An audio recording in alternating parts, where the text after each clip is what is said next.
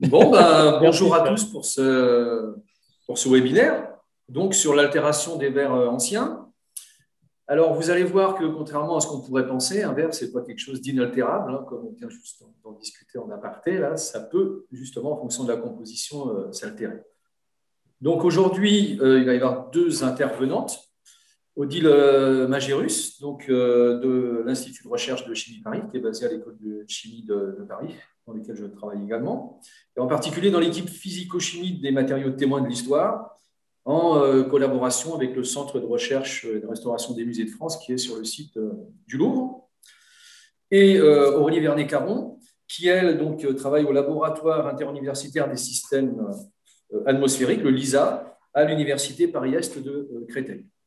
Alors, chacune de ces intervenantes travaille bien sûr sur l'altération des vers et des vers du patrimoine en particulier, mais elles ont aussi travaillé toutes les deux, de manière complètement indépendante, sur des problématiques liées aux vers nucléaires.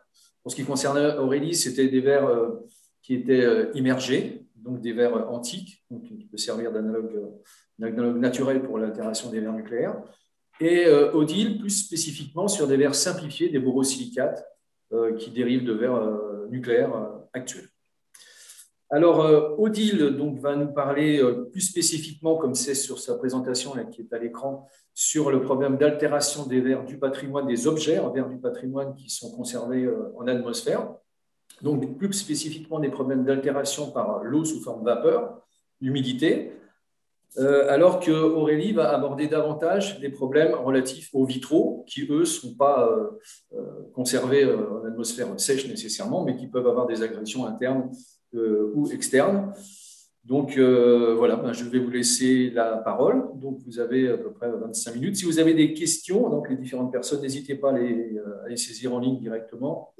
On y répondra à la fin des deux interventions. Voilà. Merci beaucoup, Daniel. Merci aux organisateurs des webinaires USTV du vendredi. Merci beaucoup pour ces webinaires qui animent la communauté. Et merci pour l'invitation à venir parler de l'altération des vers du patrimoine. Donc, pour le plan là, de la présentation, donc je vais commencer par une rapide présentation de l'évolution des compositions des vers du patrimoine en Europe. Ces vers, ils sont parvenus jusqu'à nous dans différents environnements, donc j'en parlerai rapidement. Et effectivement, comme disait Daniel, je me focaliserai sur le milieu purement atmosphérique. Comme je suis la première à présenter, on a convenu avec Aurélie que je ferai un rappel rapide des mécanismes généraux de l'altération et en insistant sur les spécificités du milieu atmosphérique. Puis, je vous présente une étude qu'on a fait au laboratoire de composition de verre instable et stable du patrimoine face à l'altération, et puis quelques mots sur les stratégies de conservation. Alors, les premiers verres synthétiques, c'était des glaçures sur des objets en stéatite, en céramique du néolithique. Et puis, les objets en verre proprement dits donc, sont apparus au milieu du 3e millénaire en Égypte, en Mésopotamie, en Chine. Là, on ne parlera que du bassin méditerranéen. À cette époque, donc la haute antiquité, on est avec des compositions sodocalciques fait avec des cendres de plantes, donc qui contiennent un petit peu d'oxyde de magnésium, oxyde de potassium. Et puis, comme vous savez, c'est l'Empire romain, c'est le monde romain qui développe l'art du verre, qui l'industrialise, qui le mondialise, qui le démocratise avec l'apparition, donc au tournant de notre ère, des verres transparents et du soufflage, la technique du soufflage. Les verres romains, ils ont une composition qui est relativement bien définie, bien homogène, parce que la matière première, enfin le verre primaire, il est fait au Moyen-Orient avec du sable siliceux du bassin du Bélus, du fleuve Bélus, et un fondant minéral, le natron, qui se trouve en Égypte. Donc, il y a un carbonate de sodium et un petit peu de carbonate de calcium. Donc, on a une composition sodocalcique qui est assez bonne, qui est durable. Alors, donc Rome développe énormément l'art du verre, produit des objets magnifiques. À la chute de l'Empire romain, on a la rupture vers l'Europe, des routes commerciales pour se procurer le verre ou les matières premières. Et donc, ça correspond à un déclin de la production d'objets en verre en Europe, en tout cas dans le nord de l'Europe. Tandis que le monde islamique, lui, maintient une production de verre de haut niveau. Donc, en Europe, on a, au niveau du Moyen-Âge, on a production de verre. Il y a du verre qui est produit, notamment pour les vitraux. Il y a aussi du mélange de verre produit sur place avec du calcin de verre romain. Et le verre qui est produit sur place, il est produit avec des cendres de plantes et des cendres de plantes terrestres. On a, à l'époque du Moyen-Âge, tout autour du bassin méditerranéen, retour aux cendres de plantes, même dans le monde islamique.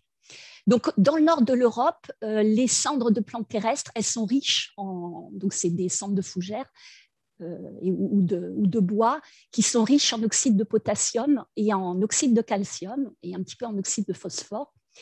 Et cette présence de l'oxyde de potassium va causer des problèmes de durabilité, comme on va le voir après.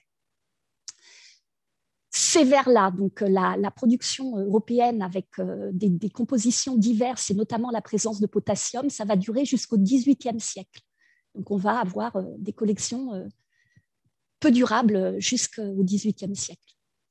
Après, donc à la Renaissance, on a c'est le cas de le dire, une renaissance du verre à partir de Venise, qui avait conservé des liens avec le monde oriental. Et puis aussi en Italie, ils avaient conservé l'art de la mosaïque, qui utilise beaucoup de verre pour faire les couleurs. Donc, le verre renaît à Venise, c'est la Renaissance, on recherche des nouveaux procédés, enfin, on expérimente, et notamment, on expérimente les procédés de purification des cendres de plantes.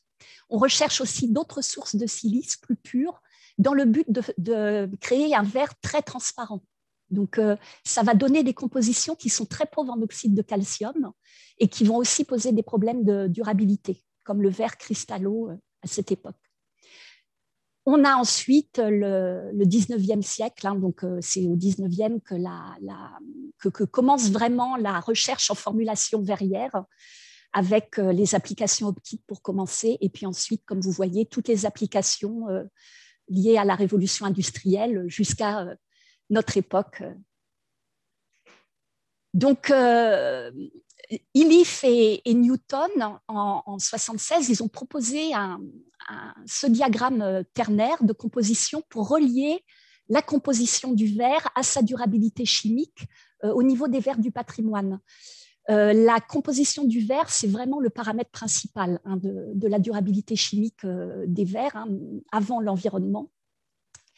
Et donc, il propose ce ternaire qui regroupe les 3 constituants essentiels des verres, les formateurs de réseau. Alors, excusez-moi, je vais prendre du coup mon pointeur. Les formateurs de réseau qui sont regroupés sur la silice, les oxydes alcalins libres disponibles pour dépolymériser le réseau, et puis les oxydes alcalinotéreux et divalents. Tous les points là que vous voyez, ce sont des compositions de verre du patrimoine entre le XIIIe et le XIXe siècle. Et ce ternaire permet de repérer le domaine de composition qui correspond à des verres particulièrement durables. Alors, ce domaine, il correspond à des compositions qui vont être supérieures à 62-66% molaires en silice, teneur en dessous de laquelle on commence à avoir un réseau percolant d'oxyde alcalin dans le verre. C'est pour ça, essentiellement. Il est aussi, ce domaine, encadré par il correspond à des valeurs intermédiaires d'oxyde alcalinotéreux dans le verre, entre 8 et 20% molaires, typiquement d'oxyde de calcium et magnésium. Et puis, vous voyez que, j'ai oublié de le dire, tous ces verres du patrimoine ont finalement des teneurs assez proches en oxyde alcalin, mais par contre, leur ratio silice, enfin oxyde alcalinotéreux sur silice peut varier assez fortement. Les verres durables donc, correspondent un petit peu le centre de ce domaine. Donc, ce sont les compositions des verres romains et puis des verres modernes flottes, des compositions qui sont autour de 70-15-15 à peu près. Et puis, on a 2 domaines de composition de verres peu durables, les verres pauvres en silice et puis donc corrélativement riches en oxyde de calcium, qui correspondent notamment à certains verres médiévaux de vitraux dont parlera Aurélie.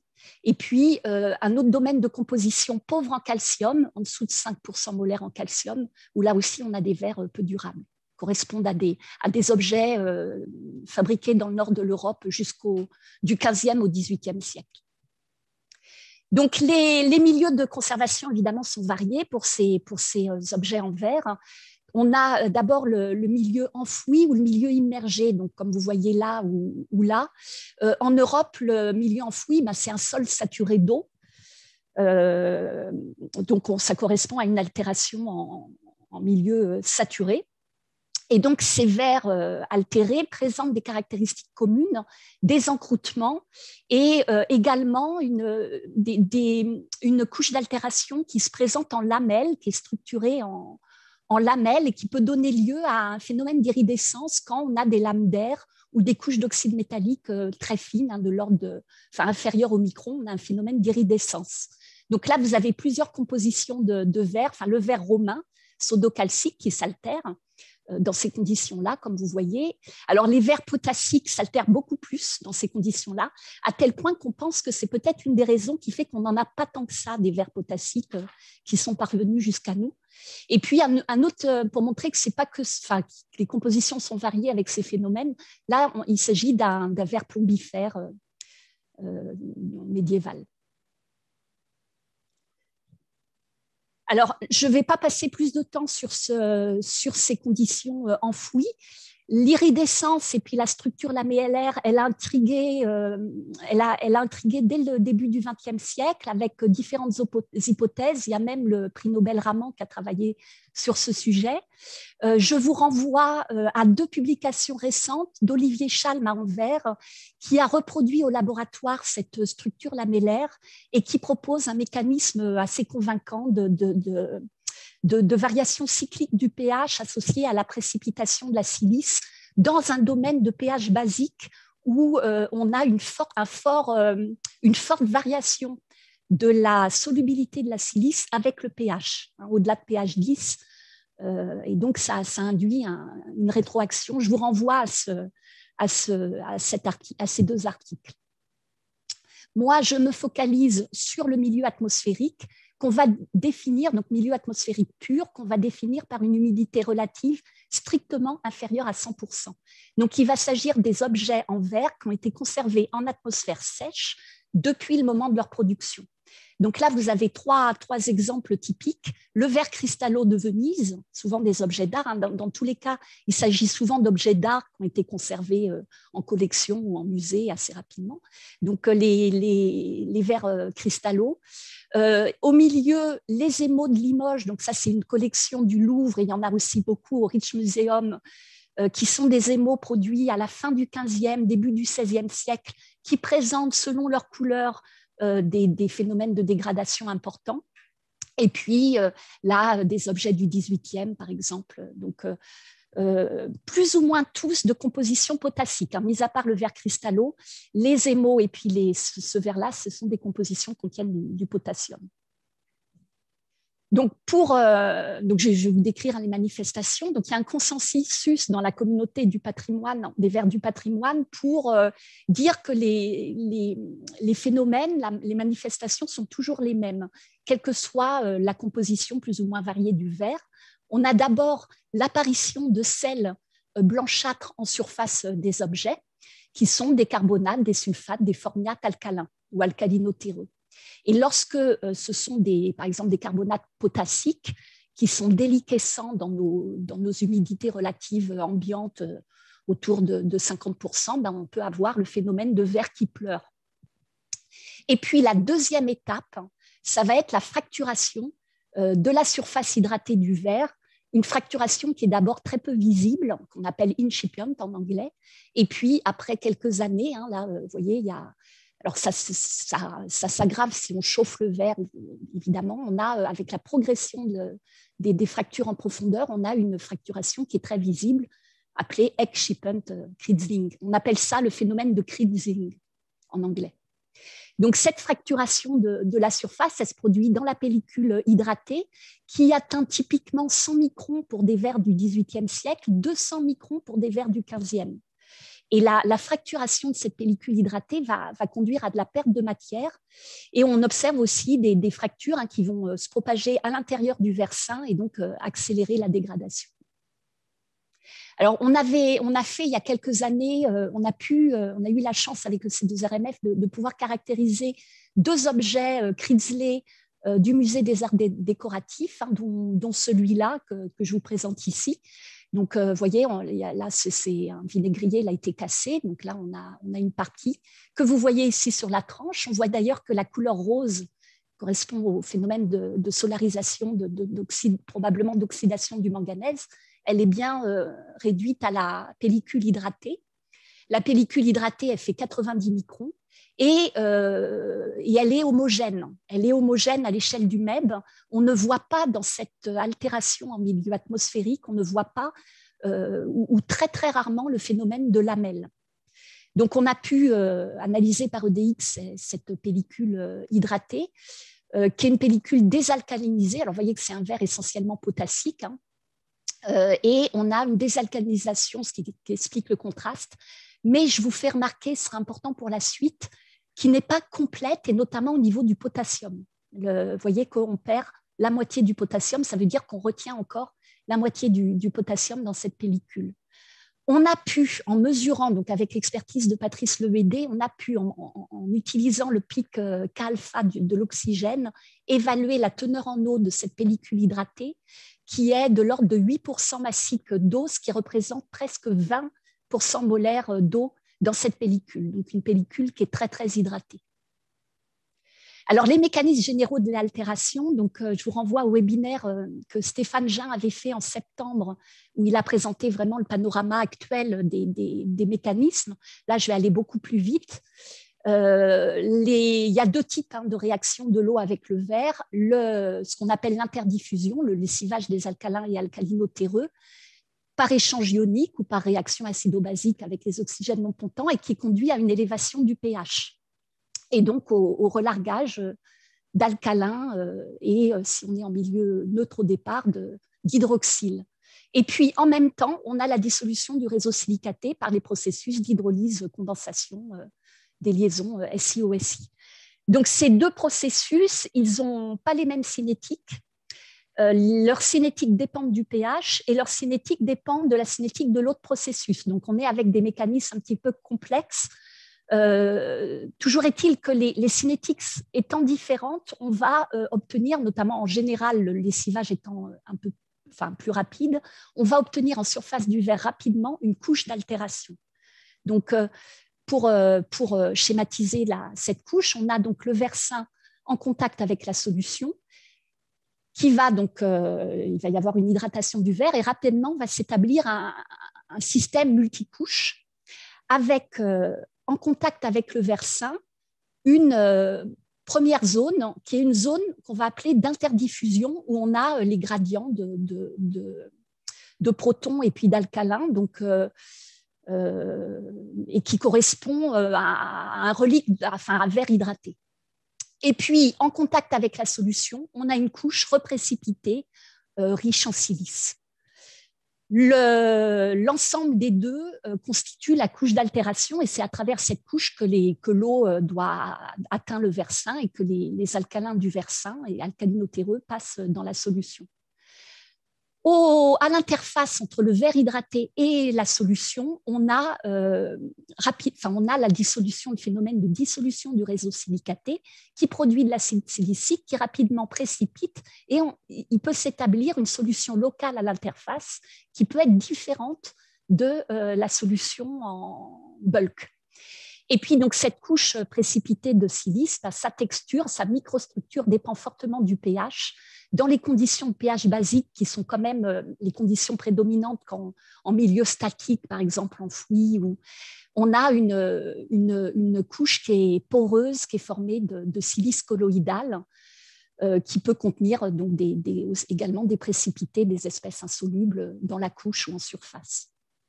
Donc, on voit que sur sur ce schéma, hein, sur ce système, on a deux fronts réactionnels, un front d'interdiffusion au contact avec le verre sain et un front de dissolution-précipitation à l'interface avec voilà, à l'interface avec le verre hydraté. Alors, en milieu purement atmosphérique, donc avec une humidité relative en dessous de 100%, ces phénomènes se produisent dans un film d'eau adsorbée qui est très fin et donc qui va très vite se saturer par le phénomène d'interdiffusion en alcalin et en ion hydroxyle. Ce film, donc très basique, réagit avec les gaz acides de l'atmosphère pour donc dissout ces gaz acides sous forme des espèces anioniques, carbonates, sulfates, ce qui conduit à la neutralisation d'ailleurs de ce film. Le film devient légèrement basique puisqu'on a affaire à des acides forts. Donc ça, c'est une neutralisation de ce film d'eau. En même temps, l'eau rentre dans le verre, hydrolyse le verre, on forme une pellicule hydratée. Lorsque l'humidité décroît, on a donc par efflorescence, on a la cristallisation des sels en surface, et puis on a le départ, donc le départ de l'eau dans la pellicule hydratée qui peut conduire à des variations de volume. Il faut savoir aussi qu'une partie des alcalins est partie, telles que les contraintes mécaniques en extension dans cette pellicule au séchage peuvent produire la fracturation. Il s'agit d'une pellicule hydratée qui est mécaniquement fragile. Donc ça, c'est un petit peu le schéma, enfin les connaissances. Là, je vous présente une étude qu'on a menée au laboratoire il y a quelques années dans le cadre de la thèse de Fanny Alotto, pour essayer de comprendre l'origine des différences de durabilité chimique entre les verres réputés instables, c'est le terme qu'ils utilisent dans le patrimoine. Donc instable, ça veut dire peu durable face à l'altération atmosphérique, par rapport aux verres stables. Donc on a étudié 3 compositions de verres qui ont été refaites par Saint-Gobain, enfin qui sont simplifiées et qui ont été élaborées par Saint-Gobain Recherche. 2 verres qui contiennent du potassium, qui sont réputés instables, donc un verre mixte avec une répartition équimolaire de sodium et de potassium, et puis un verre potassique. Donc le verre mixte représente les IMO de Limoges, en gros, et le verre potassique représente des verres du XVIIIe siècle qui sont Kritzley, et puis en comparaison d'un verre sodo-calcique qui représente les verres romains. Ces verres ont été préparés sous forme de coupons polis, sous forme de poudre calibrée et vieillis en humidité contrôlée et à 2 températures, 80 degrés ou 40 degrés. Donc, le vieillissement de ces verres au bout de 6 mois à 40 degrés donc est représenté là avec des clichés MEB. Et vous voyez qu'effectivement, les 2 compositions instables correspondent à des pellicules hydratées très épaisses, enfin relativement épaisses, de 2 microns, avec relativement peu de sel en surface. Tandis que la composition stable, sodo-calcique, a une épaisseur hydratée très fine et relativement beaucoup plus de sel. Donc, en surface, il s'agit de carbonate de sodium et de carbonate de calcium et de carbonate mixte. Au bout de 9 mois à 40 degrés, on voit qu'on reproduit bien, là c'est une image de microscopie optique, le faciès d'altération obtenu en milieu atmosphérique. Et on peut noter qu'on a une cinétique d'hydratation du verre, de ce verre, là c'est le verre mixte, qui est plutôt en accélération à 40 degrés. Donc la pellicule hydratée ici, elle était assez épaisse pour qu'on puisse l'étudier par EDX. Et sur des épaisseurs un peu moins grandes, on a aussi fait du TOF-SIMS. La proportion d'eau évaluée en EDX a pu être aussi confirmée par analyse thermogravimétrique des poudres hydratées à cœur. Donc là, je vous mets juste le SIMS qui est plus visuel et les résultats principaux. Le résultat principal qui a été de constater que les 2 verres instables donnaient lieu à une forte rétention des alcalins dans leur pellicule hydratée et notamment une rétention du potassium. Voilà. Alors, cette pellicule hydratée a été caractérisée au niveau de sa structure par RMN et notamment RMN du proton. Donc là, il s'agit des specs des 2 verres instables qui contiennent pareil, du potassium. Et on observe une distribution de déplacements chimiques avec notamment des signaux à fort déplacement chimique, autour de 15 ppm. Il faut savoir que dans la littérature est reportée une corrélation, c'était même connu relativement anciennement, une corrélation entre le déplacement chimique du proton et la force de la liaison hydrogène, qui est représentée ici par la distance oxygène-oxygène. Vous imaginez qu'ici, il y a un hydrogène qui fait la liaison entre les deux oxygènes. À des déplacements chimiques élevés, 15 ppm, on a typiquement des protons qui sont connectés par liaison hydrogène à des oxygènes non pontants dans des silicates alcalins, dans des hydrates, dans des silicates alcalins hydrates cristallisés, qui servent de référence pour cette corrélation. Donc, ces signaux nous montrent qu'on a conservé des oxygènes non pontants dans cette pellicule hydratée. Avec l'ARMN du silicium et puis du sodium, on propose le schéma structural suivant, où on a, donc, notamment au niveau des protons, deux contributions. Donc, la contribution de fort déplacement chimique qui correspond à des protons reliés à des oxygènes non pontants qui sont eux-mêmes reliés à un alcalin, et puis une contribution à un déplacement chimique plus intermédiaire qui correspond à des liaisons hydrogènes entre groupements silanol, le tout dans un réseau très dense de liaisons hydrogènes. Donc ça, c'est un petit peu la force du couplage dipolaire qu'on voit notamment au niveau des intensités des spinning bands qui nous le dit.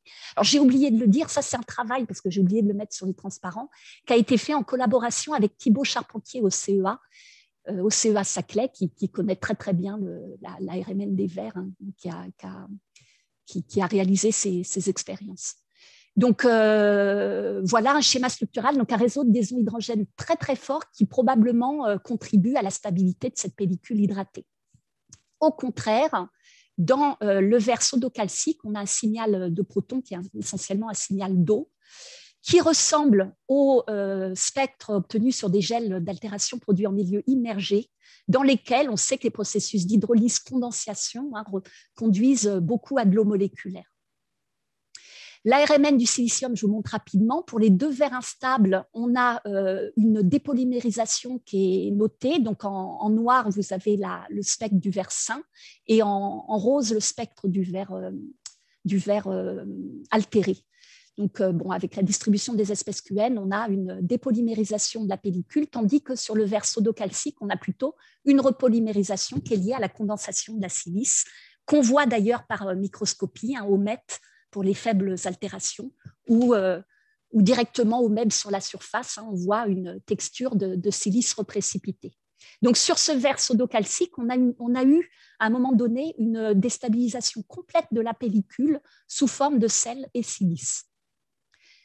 Donc voilà pour cette étude. Nos hypothèses, donc pour expliquer la différence de durabilité chimique des verres, c'est de dire que dans les deux verres instables, on constate Odile, il va falloir bientôt passer la main.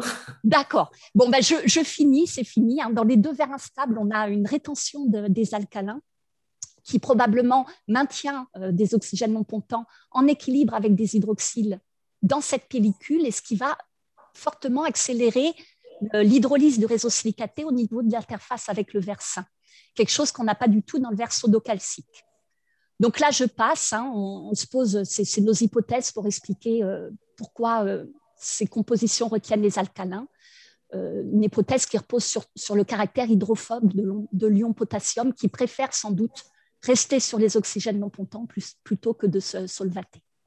Alors, je finis, donc Daniel, là, c'est quelques mots rapides sur les stratégies de conservation. Actuellement, ce qui est fait, c'est une stratégie complètement non invasive pour conserver ces verres qui se dégradent, qui ont tendance à se dégrader. Donc, les conservateurs nettoient la surface, c'est-à-dire qu'ils retirent les sels alcalins avec un chiffon humide, une solution légèrement acide, et en même temps, ils contrôlent l'atmosphère.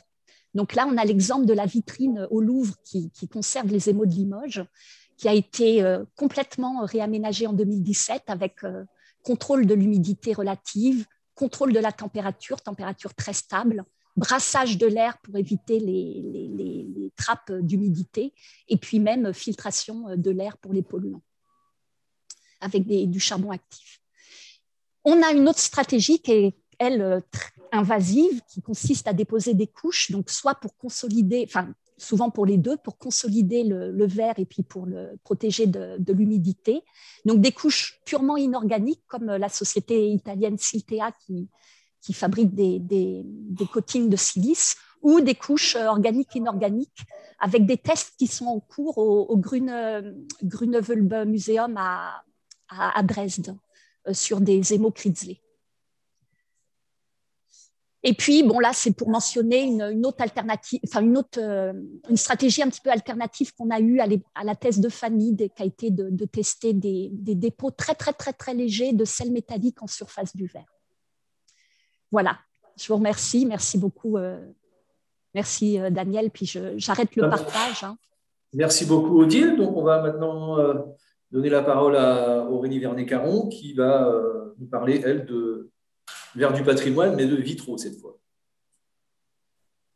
Ok, donc je m'associe à Odile pour remercier les organisateurs de ces webinaires et donc pour l'invitation aujourd'hui. Donc, je vais effectivement focaliser sur l'altération des vitraux, des verres de vitraux en milieu atmosphérique, même si pour moi, la définition d'atmosphère est un petit peu plus étendue que celle d'Odile, puisqu'on va être majoritairement en atmosphère extérieure et donc soumis à des épisodes de pluie. Donc, vous le savez, le vitrail, c'est un assemblage de pièces de verre qui sont serties dans un réseau de plomb, donc pour former une composition translucide destinée à fermer une baie ou une fenêtre. On trouve des vitraux archéologiques à Ravenne au VIe siècle. En l'absence de témoignages antérieurs, on a du verre peint qui semble apparaître au 9e, 10e siècle, donc, notamment avec une grisaille qui est appliquée à froid et recuite. Mais c'est véritablement au XIIe siècle que le vitrail connaît son développement. Vous avez ici à gauche une des cinq figures peintes, une des cinq figures de prophètes que l'on peut voir sur la cathédrale d'Augsbourg en Allemagne et qui constitue en fait le plus ancien ensemble conservé in situ. En France, on a également cette apparition du vitrail, même si à cette époque, il coûte encore cher. Et donc, c'est les commandes d'ecclésiastiques audacieux, comme par exemple l'abbé Sugère, qui fait une commande massive de vitraux entre 1140 et 1144 pour la basilique de Saint-Denis. À cette époque, le verre est épais et dense en couleurs, comme vous pouvez le voir sur cette image, avec des bleus, des rouges, des verts, un peu de pourpre et puis quelques nuances de jaune et de blanc. Le vitrail se développe ensuite, les commandes se multiplient au XIIIe siècle, avec notamment la Sainte-Chapelle ou la cathédrale de Chartres, que vous voyez également, sur laquelle on a 250 mètres carrés de surface de vitrail. Donc, Odile vous a bien établi un beau panorama des compositions. Donc, juste pour vous montrer en fait la spécificité de ces vitraux médiévaux qu'on appelle potasso-calciques ou calco-potassiques. Non seulement ils se distinguent des verres antérieurs qui sont finalement encore une composition relativement similaire au vitrage actuel. Donc, ils se distinguent par une teneur très faible. Alors, moi, j'ai représenté pourcentage massique, mais par une teneur faible en silice, autour de 50%, et surtout une forte teneur en potassium, en calcium, en orange, et en potassium, ici en marron, donc à la place qui vient remplacer le sodium par rapport aux compositions précédentes. Donc, Odile vous l'a dit, ils sont fabriqués à partir de cendres de végétation forestière, le hêtre pour l'apport en chaux, et puis la fougère pour l'apport en potassium. Donc, du fait de cette faible teneur en silice et probablement un rôle du potassium, ces verres sont considérés comme peu durables et donc vont être soumis à des processus d'altération importants. C'est sur ce type de verre que je vais focaliser ma présentation. Et donc, au cours du temps, ces vitraux médiévaux potasso-calciques se sont altérés. On peut observer différentes manifestations de cette altération, avec ici, sur l'image du milieu, des cratères qui ont des diamètres de taille variable. La coalescence de ces cratères peut former une couche continue. Et cette couche, vous la voyez ici en coupe, observée en microscopie électronique à balayage pour différents vitraux du XIIIe ou XIVe siècle. Elle est finement laminée, on le voit un petit peu ici, mais surtout, elle est très fracturée avec un réseau de fissures parallèles à la surface et perpendiculaires. On voit ici les fissures qui semblent initier en fait l'altération au sein du verre sain. On trouve également donc, ces cratères, ces couches altérées, et puis en surface, des dépôts qui vont venir gêner la lisibilité du vitrail et surtout bloquer la transmission de la lumière. Ces dépôts, ce sont en général des sulfates de calcium, donc le gypse, ou des sulfates de calcium et potassium, une phase qu'on appelle la syngénite, et on trouve des carbonates et des oxalates de calcium. Et enfin, donc on a des dépôts d'origine biologique. Cette influence, cette contribution des organismes biologiques étant également étudiée. Si on considère maintenant les épaisseurs d'altération pour déterminer des vitesses apparentes, donc en divisant simplement l'épaisseur par l'âge du vitrail et donc son temps d'exposition à l'atmosphère, on peut trouver des zones où finalement le vitrail est très peu altéré avec des surfaces qui apparaissent saines, et puis des cas extrêmes où on a 1 ou 2 millimètres d'altération. Mais si on recense un peu les données de la littérature, dans la majeure partie des cas, on a des épaisseurs qui sont comprises entre 50 et 250 microns d'altération, que ce soit une couche continue ou le rayon de ces cratères. Dans ce contexte, donc notre problématique, la problématique de recherche dans le domaine, et en particulier des recherches que nous menons au laboratoire, c'est d'essayer de modéliser en quelque sorte l'histoire de cette altération pour pouvoir en fait la prédire dans le futur, notamment dans le contexte du changement climatique, de l'évolution de la pollution, et donc de les préserver au mieux. Pour cela, en fait, il est nécessaire de bien comprendre les mécanismes d'altération, les mécanismes de formation de ces cratères, de la couche altérée, des dépôts, et puis de mesurer les cinétiques associées,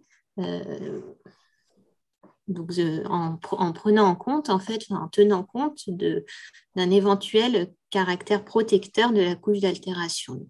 C'est un rôle qui est fréquemment montré, notamment pour l'altération des verres nucléaires altérés en milieu aqueux, mais dans le contexte des vitraux atmosphériques, comme je vous l'ai montré, on peut franchement se poser la question de savoir si cette couche elle est protectrice quand on voit à quel point elle est fracturée ou déstructurée. Cependant, si vous regardez ici ce graphe où j'ai reporté en fait la gamme d'épaisseur d'altération des vitraux anciens, donc à peu près du XIIIe, XIVe siècle, donc entre 50 et 250 microns, et puis si j'ai également représenté la gamme de variation des épaisseurs pour des verres modèles, donc qui ont été synthétisés mais avec une composition similaire à celle des vitraux, qui ont été exposés en fait en atmosphère réelle, donc sur des temps courts, qui peuvent aller jusqu'à 4 ans, mais vraiment, l'atmosphère a évidemment changé depuis 6 ou 7 siècles, mais on est quand même dans des conditions atmosphériques réelles. Donc, si on extrapole en fait cette gamme de variations, la valeur haute sur 6, qu'on la multiplie, qu'on regarde son évolution sur plusieurs siècles, vous voyez qu'au bout de quelques dizaines d'années, on atteint quasiment 1 millimètre d'altération. Et puis, si on extrapole la valeur la plus basse, on se retrouve dans la gamme haute des épaisseurs observées sur les vitraux anciens. Donc, même si on peut discuter, on l'évaluera par la suite, le rôle protecteur de cette couche d'altération, on peut quand même supposer qu'on a une vitesse d'altération qui n'est pas constante et donc qui probablement va diminuer au cours du temps. Ça, je vous ai mis un rappel sur les mécanismes, et Odile l'a bien fait avant moi, donc avec l'échantillon, l'interdiffusion, la dissolution et la précipitation de ces phases secondaires. Donc, ces mécanismes qu'on connaît en milieu aqueux, effectivement, on peut se poser la question de quelle est leur contribution à chacun en milieu atmosphérique. Donc, pour essayer en fait de modéliser un peu cette altération sur le long terme, pour les vitraux exposés en milieu atmosphérique, nous avons choisi de distinguer 3 situations. La première, c'est quand les vitraux sont soumis à des épisodes de pluie. La seconde, c'est quand les vitraux, le reste du temps, sont soumis à l'eau, mais sous forme de vapeur.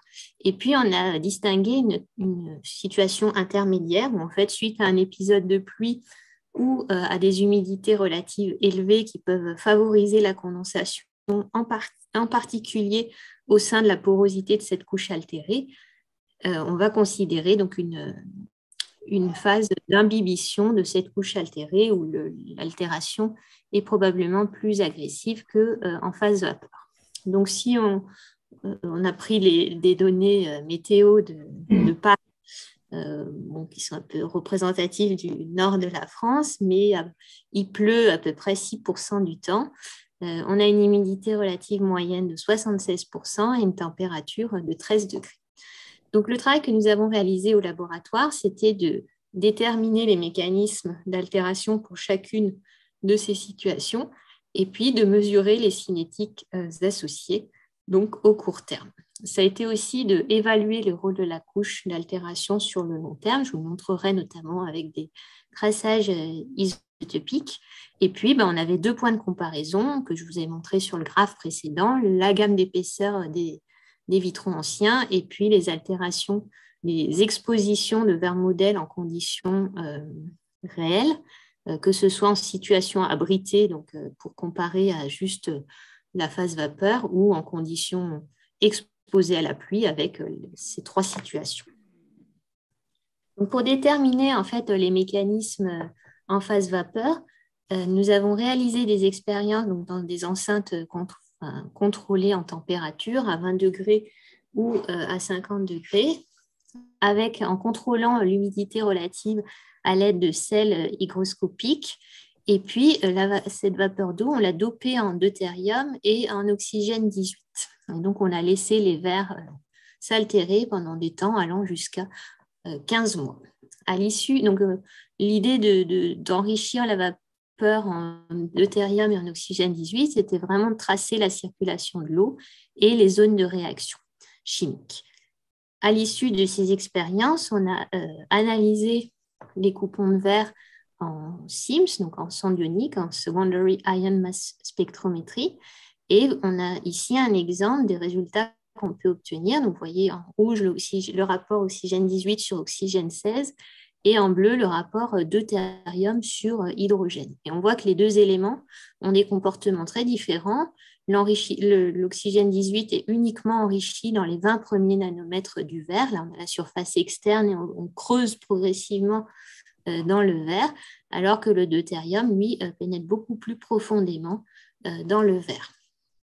Donc, ça correspond en fait à une sorption des molécules d'eau à la surface, et puis ensuite une diffusion uniquement des protons H+ ou D+ dans le verre. Avec ces expériences, on a paramétré une loi d'interdiffusion, enfin de la diffusion de l'eau dans le verre en fonction de la température et en fonction de l'humidité relative. Donc là, je vous ai juste illustré la relation entre le coefficient, la diffusion et puis l'humidité relative pour montrer que c'était quelque chose qui n'était pas linéaire.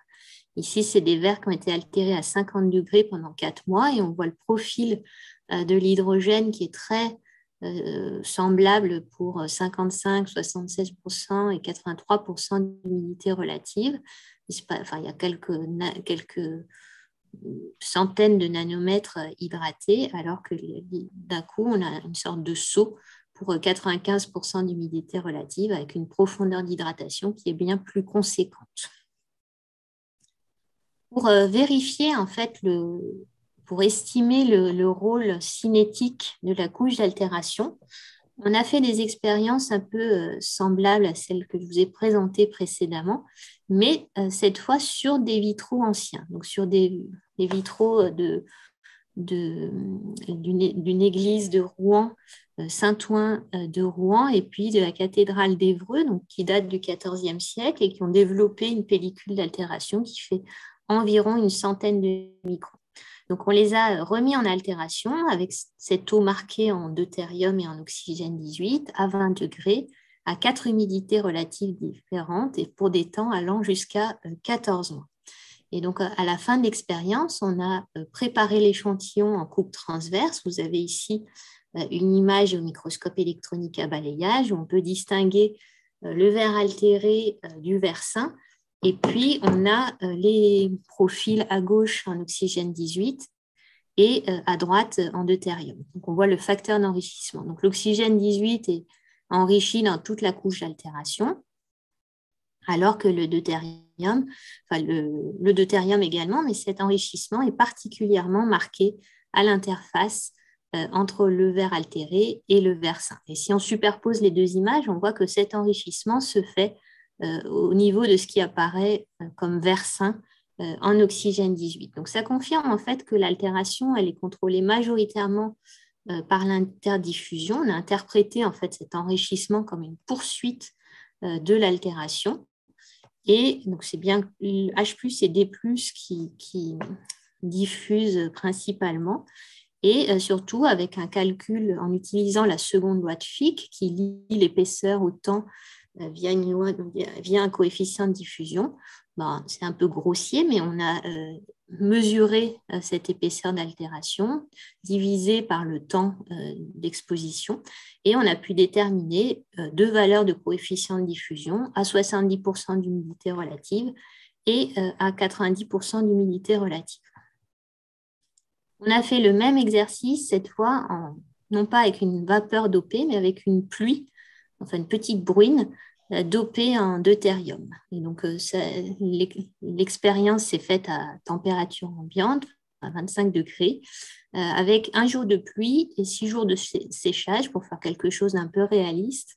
Et on a répété ce cycle 13 fois. Donc, à nouveau, on a fait ces cartographies en nanosims où on peut avoir le rapport deutérium sur hydrogène, donc avec les images MEB correspondantes. Donc, on voit que toute la couche d'altération ici en bleu clair est enrichie en deutérium, que la solution, enfin la pluie circule via les fissures ici, mais aussi via la porosité sans problème. Si on représente les mêmes résultats sous forme de profil de la surface vers le verre sain, on confirme cet enrichissement en deutérium par rapport au verre sain, mais on voit à nouveau un enrichissement plus marqué à l'interface, qu'on a aussi interprété comme une poursuite de l'altération lors de l'expérience. Et avec la même loi de Fick, on a déterminé cette fois un coefficient de diffusion en présence de pluie qui vaut entre 0,7 et 2,8 10-18 mètres carrés par seconde. Je vous le passe, très rapidement, on a aussi déterminé les mécanismes d'altération avec un traçage isotopique avec le silicium pour essayer de préciser ce mécanisme de formation de la couche altérée en milieu pluie, cette fois, en présence de pluie. Donc, on a essentiellement de l'interdiffusion et des réactions d'hydrolyse-condensation qui vont venir restructurer la couche d'altération. Notamment parce qu'on a tellement de potassium, si tout le potassium et le calcium partent du verre, en fait, nécessairement le réseau de silice se réorganise. Et puis, avec un set d'échantillons, d'expériences, on a paramétré une loi de vitesse de la dissolution qui dépend du pH et de la température, de la saturation vis-à-vis d'une phase de silice amorphe. On a paramétré une loi d'interdiffusion qui dépend du pH et de la température. Et puis, avec un code couplé chimie transport, on a fait des petites simulations dans le cadre de la thèse de Lauriel Cessé-Golo, où on a simulé le pH de la solution en contact avec le verre pour différents débits de pluie ou différents temps de stagnation d'un film d'eau. Et donc, en fonction des conditions, on obtient un pH entre 7 et 9. On a enfin mesuré donc, les propriétés de la couche d'altération sur les vitraux anciens avec des isothermes d'adsorption. Donc, vous voyez ici la prise en masse quand l'humidité relative augmente et puis la désorption quand l'humidité relative diminue. À partir de ces isothermes d'adsorption et les équations BET, on peut déterminer une porosité de la couche qui est de 21% et un rayon de pore qui vaut en moyenne 2 nanomètres. La loi de Kelvin nous dit que pour 2 nanomètres de taille de pore, celui-ci est saturé en eau au-delà de 60% d'humidité relative. Donc, si je résume toutes les données obtenues pour ces 3 situations, on a estimé justement, alors pareil, c'est un petit peu arbitraire, mais cette phase d'imbibition, on a estimé que c'était à peu près 25% du temps en considérant justement l'humidité relative et les propriétés de la couche que je viens de vous exposer juste avant. Et donc, le reste du temps, on a une phase vapeur. Les mécanismes, j'ai remis les mécanismes correspondants et puis les cinétiques associés. Donc, les chiffres dans l'absolu ne sont pas extrêmement importants, mais c'est pour vous montrer en fait la cohérence entre les manips de laboratoire extrapolées, les vitesses extrapolées à 13 degrés, les coefficients de diffusion extrapolés à 13 degrés et à une gamme de pH entre 7 et 9. C'est vraiment des valeurs très similaires à celles qui ont été obtenues avec le traçage isotopique sur les vitraux anciens. Et puis, ce qui a été obtenu en phase vapeur aussi, les chiffres sont tout à fait comparables avec les expériences de traçage isotopique, mais aussi les valeurs déduites des campagnes d'exposition en atmosphère réelle.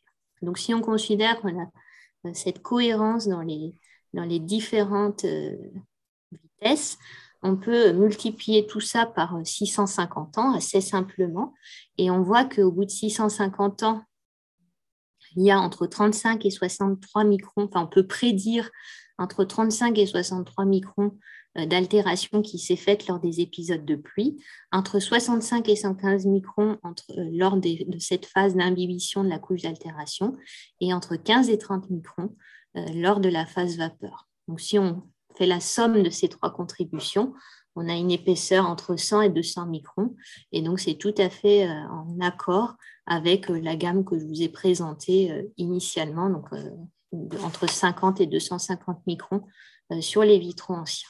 Ce qui est important de noter aussi, c'est que finalement, cette phase vapeur, la contribution est faible, mais elle est quand même pas négligeable. Je termine avec ça.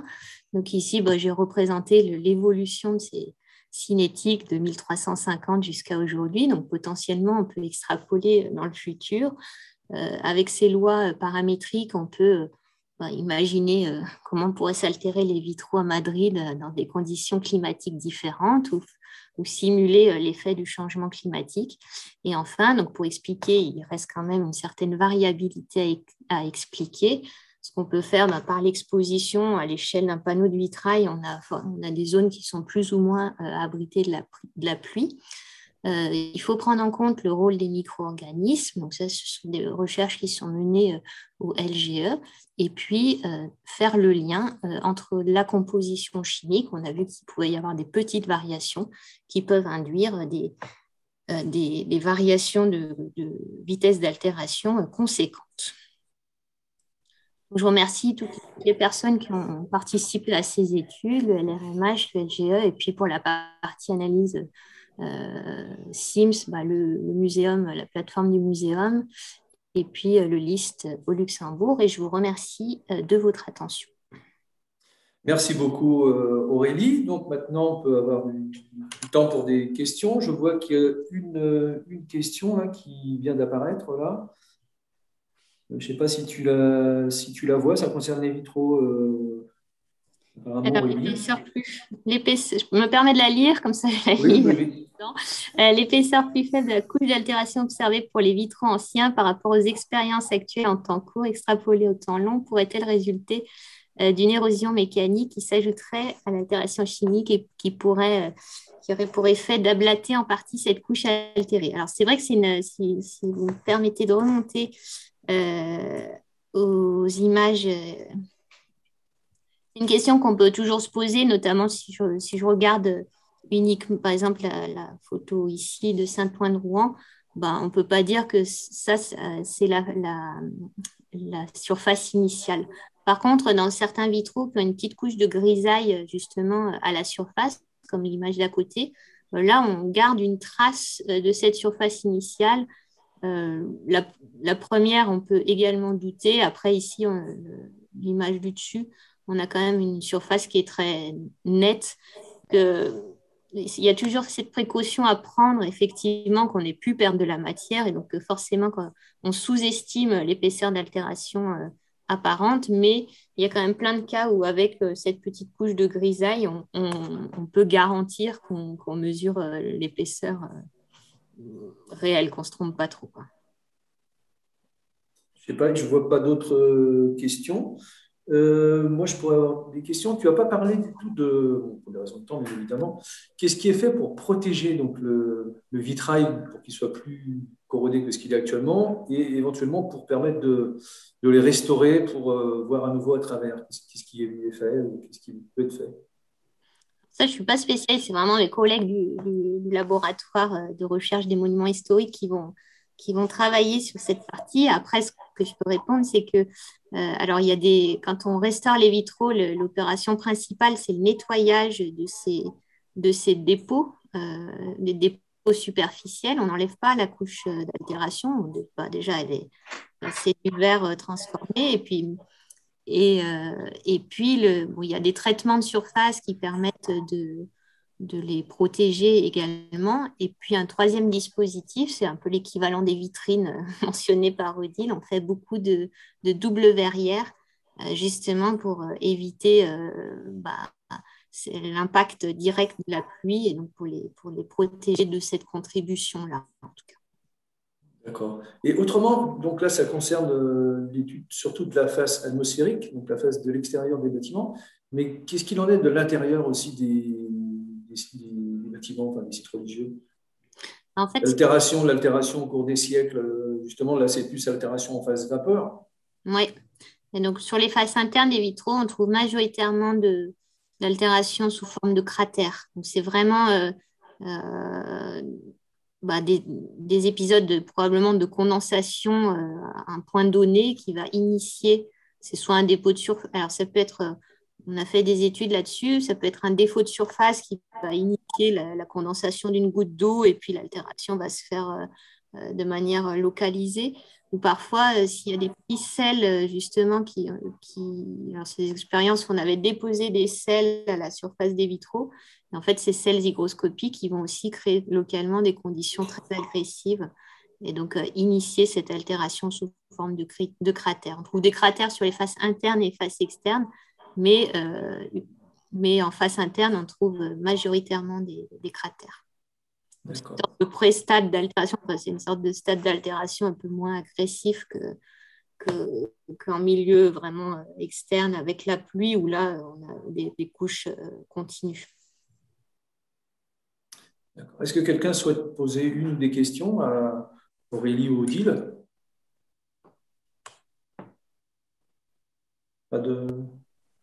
N'hésitez pas. Hein. Pas de questions? Et qu'est-ce qu'il en est? J'aurais une dernière question. Donc là, ce sont certains verres qui s'altèrent plus que d'autres dans les vitraux. Il y a des vitraux qui doivent tenir mieux que d'autres. Et les vitraux, parce qu'on fait toujours des vitraux aujourd'hui, j'imagine qu'on a des compositions qui sont adaptées, du coup, à partir de tout ce recul. Mais même très rapidement. Alors déjà, il y a le fameux bleu, le bleu de Chartres, le bleu qui a une composition sodique, qui est soit plutôt fait avec des cendres de plantes, mais aussi certains avec du verre recyclé au natron. Mais après, à la Renaissance, déjà, les vitraux, ils sont sodiques. Donc, c'est vraiment cette tranche un peu 13, 12e, 14e, aller jusqu'au 15e. Il y a aussi, comme l'a montré Odile, il y a des vitraux alcalins mixtes. mais ils ne sont pas si répandus que ça. Donc, c'est vraiment cette composition qui pose problème en termes de conservation. Après, dans les siècles après, les compositions sont plus durables et donc on observe moins de faciès d'altération. Dans cette question-là, dans les objets en verre du 19e ou fin du 19e, où il y a une explosion des compositions chimiques parce qu'on découvre plein d'éléments, tout ça, il y a des exemples de verre altéré sur des couches d'émail, hein, parce qu'il y avait donc Art Nouveau, donc des objets avec beaucoup des systèmes multicouches d'émaux. Et il y a des exemples de verre récents Oui. fortement altérés finalement. Alors après, est-ce que les artistes ils tirent des leçons et puis ils cherchent à... Mais dans l'exploration des compositions puis des effets, il y a eu des surprises récentes. Oui, mais même très récentes, au XXIe siècle, il y a des artistes, c'est Claudine Loisel qui nous montrait ça, en fait, mais c'est souvent des artistes peintres, et donc ils vont peindre, c'est les émaux qui changent, qui se dégradent très, très vite. Qui se dégradent, ouais, souvent. Ouais. D'accord, on va peut-être s'arrêter là. Merci beaucoup Aurélie et Odile. Merci à tous d'avoir assisté. Alors, je terminerai pour vous signaler que dans 2 semaines, le prochain webinaire concernera donc, non pas les verres d'oxyde, mais les verres métalliques.